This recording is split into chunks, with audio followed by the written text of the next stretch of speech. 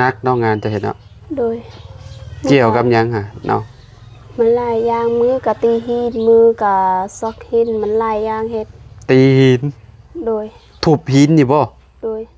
ป้าเอาค้อนทุบบ่โดยหมูยิงก็เฮ็ดเวียกนักแบบคือผู้ชายเลยโดยเฮ็ดเวียกนักงดบ่ได้ว่าเฮ็ดเวียกมันบ่ได้บ่ได้แยกแยะบ่โดยบ่ได้แยกว่าอันหมูยิงเฮ็ดเบาผู้ชายเฮ็ดนักบ่บ่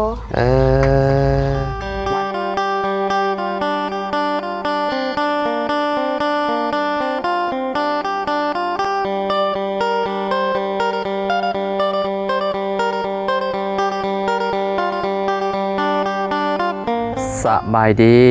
สวัสดีพ่อแม่พี่น้อง FC บัสสุขุสู่คนเนาะบ่ว่าสิอยู่ในและกระต่างประเทศเด้อพี่น้องเนาะมาพบมาพอกันเนาะกับเฮาคือเก่าคือเดิมเนาะเพิ่มเติมคือสิมาพูดคุยกับน้องไม้เพิ่นก่อนพี่น้องเอ้ยเนาะหลังจากที่มาเฮ็ดน้องน้ำเนาะ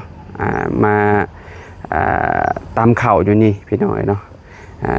น้องน้ำบอกว่าน้องไม้เพิ่นหยุดว่าซั่นเนาะหยุดเบียกหยุดงานว่าซั่นเนาะก็เลยได้เนาะมีโอกาสพี่น้องเนาะ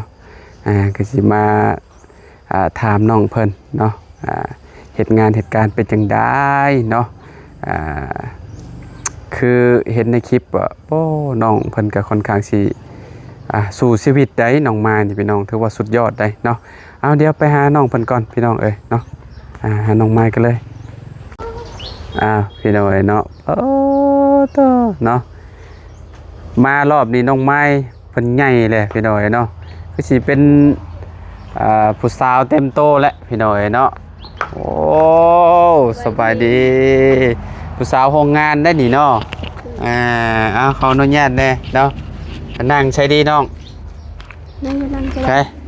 นั่งอยู่เตียงก็ได้เนาะโดยน้องเพิ่นก็เริ่มใหญ่แล้วพี่น้องจักน้องไปช่างกันนะน้องชายเจ้านะน้องชายเฮาชื่อไปช่างซื้อสุดบ่โดยโอ้สิใหญ่เป็นบ่าวแล้วนะก็ได้เนาะเอาเนาะยุดบ่มื้อนี้ผักก่อนผักจักมื้อผัก2มื้อผัก2มื้อโดยมื้อกับมื้อนี้พี่น้องเอ้ยเนาะเป็นได้เมื่อยบ่หรือว่าแบบเพิ่นให้หยุดบ่หรือใดๆหยุดเองบ่ได้หยุดว่าให้ทุกมื้อว่าเฮาเมื่อยแล้วก็พักก่อนขออยู่ในหัวหน้าว่าสิพักก่อนแต่เจ้าเฮ็ดเวียกเจ้าบ่ได้หยุดจักเทื่อบ่ได้หยุดจักมื้อบ่โดยมื้อนี้วันหยังวันเสาร์เนาะวันเสาร์วันอาทิตย์วันจันทร์ไปเริ่มเนาะโดยวันอาทิตย์ละว่าเฮาสิโฮมมาซื้อการก็บ่ได้ร่วมแล้วบ่ได้ร่วมจักเทื่อประมาณเดือนนึงจะบ่ได้ร่วมเดือนนึงแหละโดยมีแต่เฮ็ดงานอย่างเดียวเลยนี่เนาะโดยเนาะคือสินักเนาะงานจะเฮ็ดเนาะโดยเกี่ยวกับหยังฮะเนาะมันหลายอย่างมือกับตีหินมือกับซอกหินมันหลายอย่างเฮ็ดตีหินโดยทุบหินนี่บ่โดยป้าเอาค้อนทุบบ่โดยหมูยิงก็เฮ็ดเวียกนักแบบคือผู้ชายเลยโดยเฮ็ดเวียกนักงดบ่ได้ว่าเฮ็ดเวียกมันบ่ได้แยกแยะบ่โดยบ่ได้แยกว่าอันหมูยิงเฮ็ดเบาผู้ชายเฮ็ดนักบ่วันเท่าใดฮะน้องไม้ให้เจ้าให้เฮ็ดเป็นมื้อบ่หรือว่าเฮ็ดเป็นเดือนเฮ็ดเป็นเดือนเป็นเดือนเนาะโดยเดือนละเท่าใดจักล้านเดือนละ3 ล้าน3 ล้านเฮารับเดือนนั้นประมาณเฮารับเขาว่าบัดที่20ขอขึ้นบัดที่21บัดที่22เขารับว่าบัดที่22เขารับบ่บัดที่23อีกเขาขึ้นอีกเฮ็ดเดือนใหม่ก่อนเขาสิรับเงินแบบใดว่าเขาเอาว่าบัดที่20ก็เอาเงินเขาว่าวันที่20จะเอาเงินออกเขาบ่หรือว่าใดๆหรือว่าเขาเจ้าจะขึ้นเงินเดือนให้บ่เอาเงินออกนั่นเด้เขาว่าสมมุติว่าวันที่1ที่2ที่3ที่4จนฮอดวันที่20แล้วก็เงินเดือนออกโดยและวันที่เท่าใดออกอีกบัดนี้วันที่23อีกเอ้าเฮ็ดเดือนใหม่ก่อนเฮ็ดเดือนใหม่วันที่23เดือนใหม่จะได้รับเงินโดยสมมุติว่าเฮ็ดเดือนนี้ออกวันที่20เนาะแล้วก็วันที่23เดือนตัวนั้นก็ จังออกไหม มื้อนั้นฮะมื้ เอ อที่ อ 23มื้อ เข้าใจแล้วเบิ่งวันที่20ออก21 22 23 24 25 26 27 28แล้วก็วันที่23เดือนสิมาจังออกอีกมันเป็นแบบนั้นเนาะ โดยเฮ็ดประมาณ6มื้อแล้วเขาเฮ็ดเดือนไหม ได้6มื้อแล้ว โดย แสดงว่าวันที่20พุ่นจะสิได้เงิน โดย วันที่20เดือนสิมาบ่แม่นแล้วบ่เงินเดือนออกได้หยังให้เจ้าของ เสื้อนี่เขาซื้อมีแต่2ตัวนี่เขาซื้อข้าวแล้ว ซื้อข้าวแล้ว โดย อืม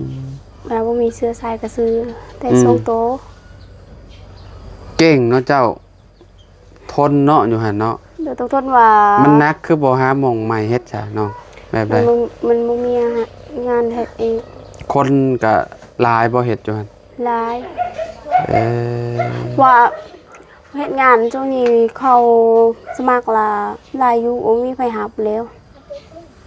บ่มีคนรับ โดย เจ้าบัดเปิดโรงงานใหม่ก็ไปสมัครแหละ อู้คือ เด้แถวนี่แถวใกล้ๆนี่ บ่เคยไปสมัคร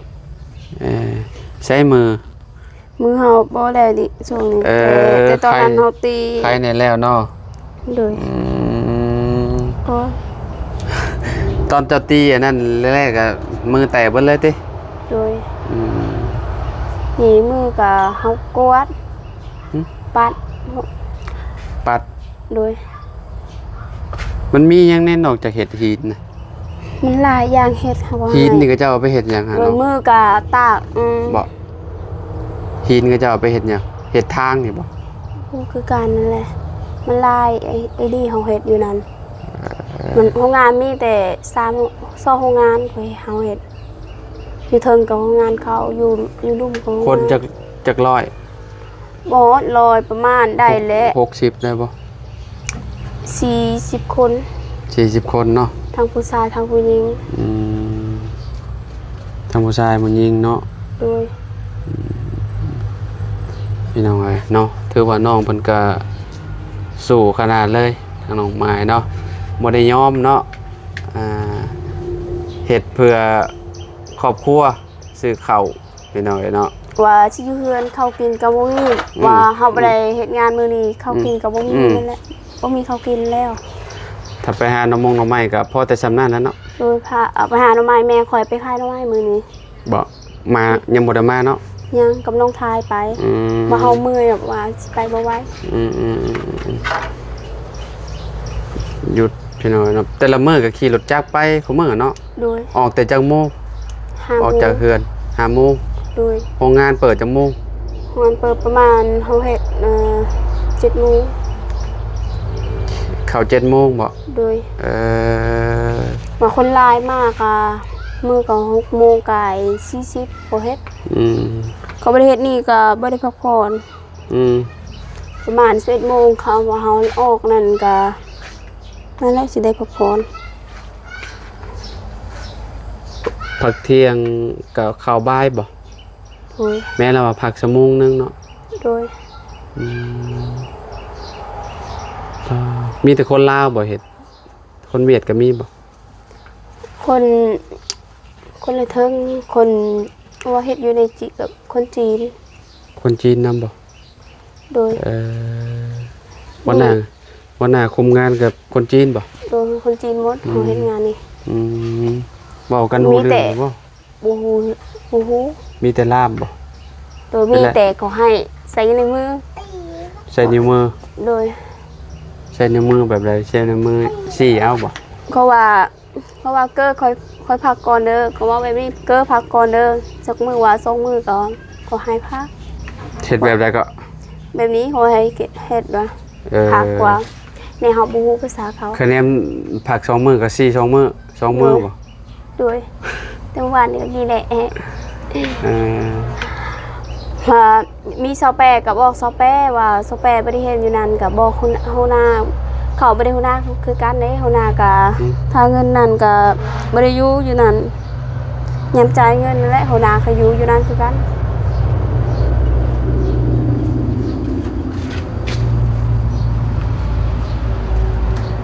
ข้างสินักเนาะงานจะเฮ็ดเนาะ โดย แถวขายเครื่องแถวเซโปนบ่มักบ่แต่ว่าขายเครื่ แม่ องขายของ เฮาบ่ฮู้หนังสือขายบ่เป็น เขียนหนังสือบ่เป็นหรอกอันอยากเขียนงานลุยๆเนาะ โดยว่านี่คือกันว่าสิฮู้หนังสือเขาแปลเอง อืม เขาว่าเฮาฮู้หนังสือนั่นก็สบายได้เฮ็ด อืม ก็เอาว่าเอานี่เอานั่น นั่นแหละเขาเจ้าอยากได้คนอ่านออกเขียนเป็นบ่เป็นอันหนังสือแล้วเขาเจ้าอันนั้นเนาะ โดยเฮาเรียกว่าเป็นหนังสือมันยากไปใส่ก็บ่ได้ อืมเขียนภาษาลาวก็บ่ได้เนาะ โดย มื้อนี้ก็ใหญ่แล้วนี่เนาะ โดย โอ้ยเนาะ โดนแล้วบ่ได้เห็นแล้ว แม่ ว่าน แม่นเนาะโดนแล้วเนาะ โดย บ่ได้พอกันหลายเดือนแล้วพี่น้องกับน้องไม้นี่เนาะจนน้องเพิ่นก็ไปเฮ็ดเวียกเฮ็ดงานพี่น้องเนาะเป็นชาวโรงงานแล้วนี่เนาะน้องไม้เนาะ โดย โอ้ยคักแล้ว ได้เดือนหนึงนี่แล้วเฮ็ดว่า ได้เดือนหนึงแล้วเนาะเห็นแต่ในคลิปบ่าวเสียงกันแหล้วก็บ่ได้มีโอกาสอันมาลมกับน้องเพิ่นมาถ่ายคลิปน้องเพิ่นนะพี่น้องเนาะมามันจนตกใจพี่น้องเนาะโอ้ยเนาะ น้องทายก็ได้ถ่ายน้องมันอยู่ตอน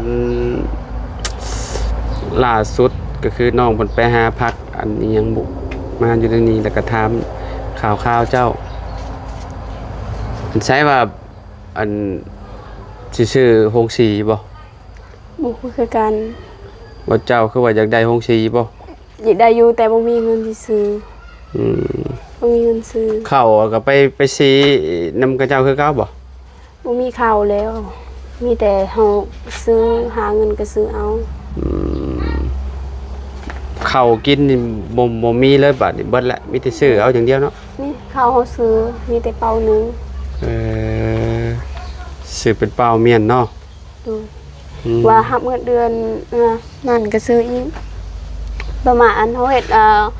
ฮอดข้าวเฮาเฮาสุกนั่นแหละ อืมเขาให้เป็นได เฮาบ่เคยไปมีแต่ ยัง ไป บ่ได้ไป ไป เทื่ ซั อก ข้าวนั่นแต่นั่นบ่เคยไปอีกมีแต่เฮาเข้างานแล้วเด้ จะไปเห็นงานกันประมาณเดือนหนึงเลยเนาะ โดย บ่ได้ไปแล้วติ บ่ได้เห็น บ่เห็นเลยจะว่างามบ่งามจะว่าแบบนี้มันจะแบบ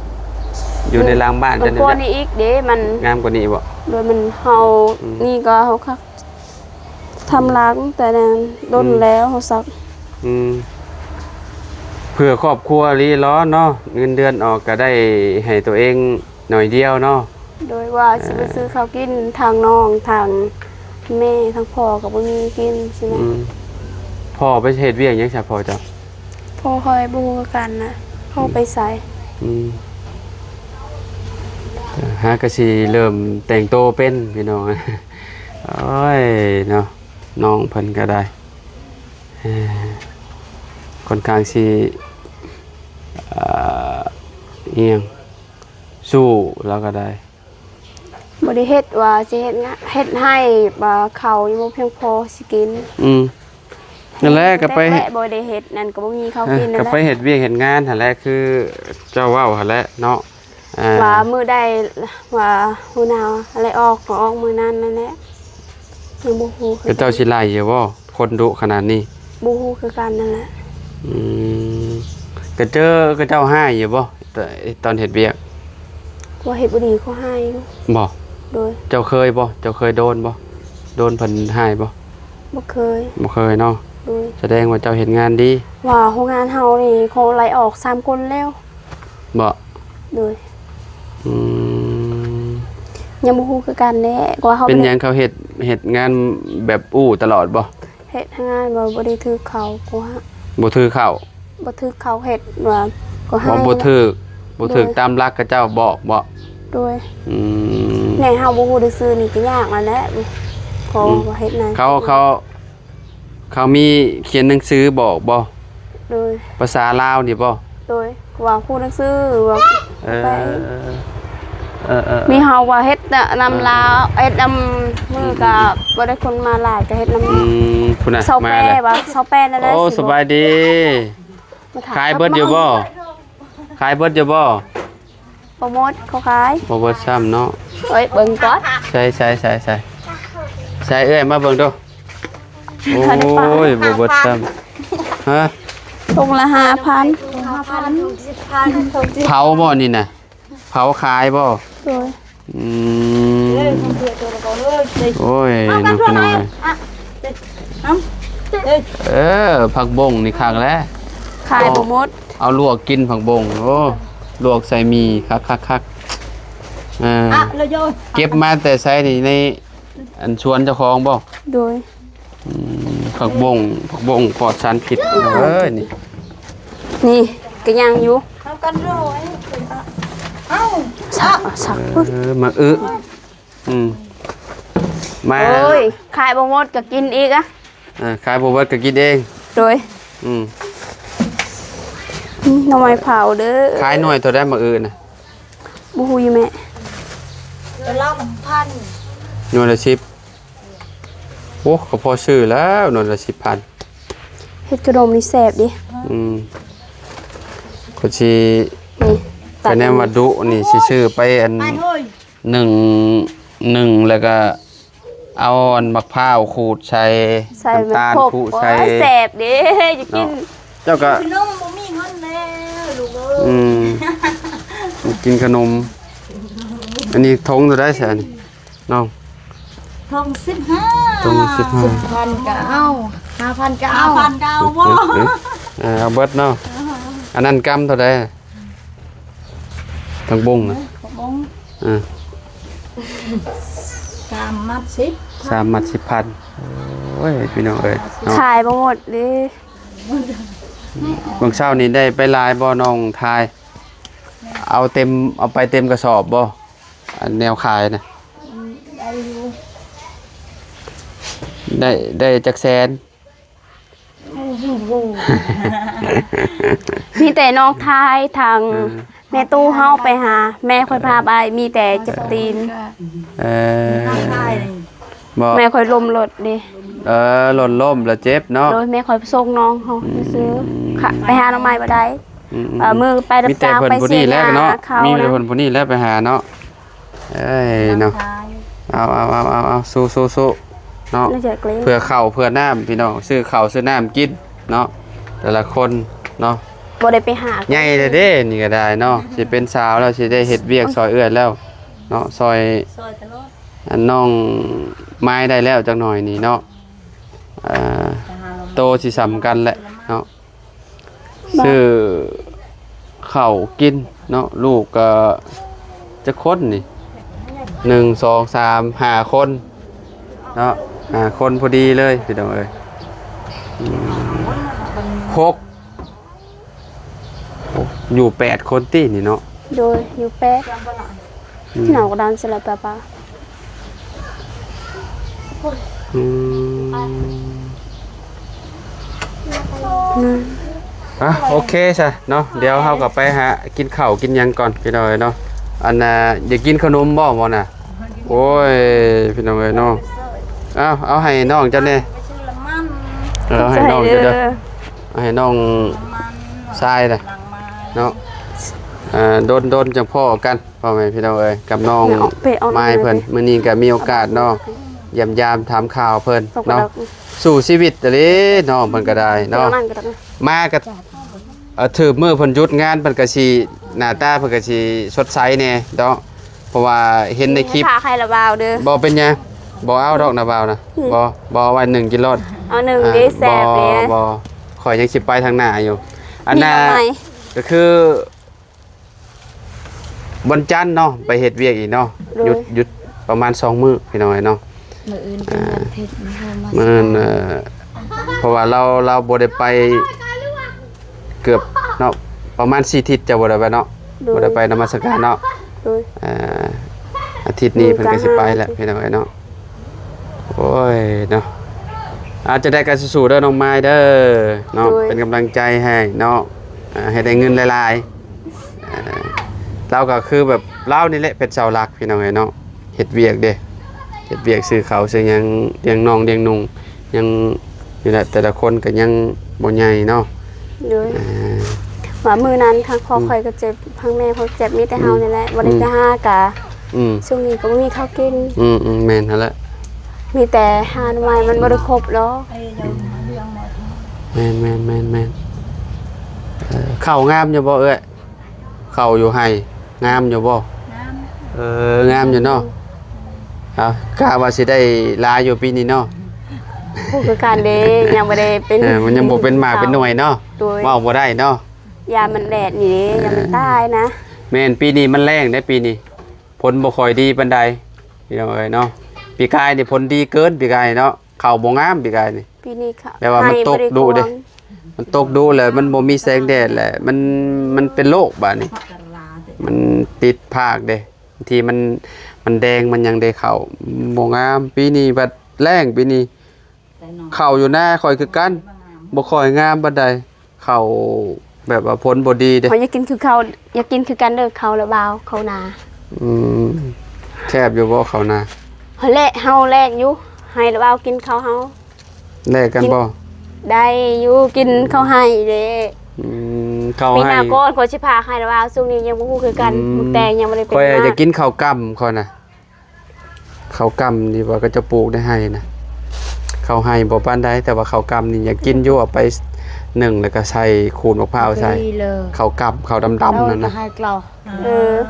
รู้จักอยู่บ่ข้าวกำเวลาเมื่อยามแบบว่าก็เจ้าอันฮูดข้าวใหม่ๆน่ะแต่ว่าเฮาให้ก็เจ้าตำให้เมื่อหนึ่งกินอยู่พุ่นโอ้ยคัก เฮาบ่มีเฮา บ่มีบ่ โดย เห็นก็เจ้าขายอยู่อันแถวข้างทางนะข้าวดำนะเนาะสนะนาบ่าวไปเลยเด้อน้องไม้เด้อเอาอยู่ดีมีแห้งสู้ ขอบขอบใจเด้อทางผู้ใหญ่ใจดีหมู่ตุกครูทุกคนทางเบาลาวทางทีมงานเทป FC หมู่ตุกครูทุกคนให้อยู่ดีมีแฮงให้ร่ำให้รวย ให้สุขภาพแข็งแรงไปเชียงใดมีแต่โชคดีหาอยู่ยั่งยืนนอนได้เงินหมื่นตื่นได้เงินแสนเงินล้านขอบใจเด้อทางเบาลาวทาง FC หมู่ตุกครูทุกคนทางผู้ใหญ่ใจดีจีบสู่ครอบครัวเฮา ๆ ให้อยู่ดีมีแฮงหมู่ตุกครูทุกคนนี่เด้อสาธุ โดยทางน้องเพิ่นก็ยังบ่ลืมได้พี่น้อยเนาะยังคือเก่าเนาะโดยโอเค พาใครหรือเปล่า บ่เป็นหยังอามินกินรสเนาะ